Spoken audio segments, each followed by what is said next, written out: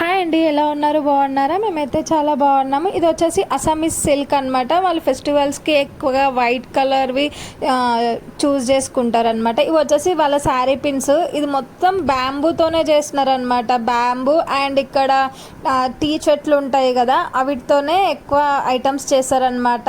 అస్సాం మొత్తం bamboo tea చెట్లే అనమాట. నాకు ఈ చైర్స్ అయితే భలే నచ్చినాయి అనమాట. అసలు ఎంత బాగున్నాయో, కాకపోతే ట్రాన్స్పోర్ట్ ప్రాబ్లం వల్ల తీసుకోలేదు. అండ్ ఇక్కడ వచ్చేసి కత్తి అనమాట. ఇది చైనాలో చింగ్ చాంగ్ అంటారు కదా, అలానే అనిపించింది అనమాట. ఇవన్నీ ఈ చిన్నది వచ్చేసి గర్ల్స్ యూజ్ చేస్తారంట. ఇక్కడ డ్యాన్స్ చేసేటప్పుడు యూజ్ అవుతాయి అంటే ఇవన్నీ డ్యాన్సెస్ కోసమే అనమాట.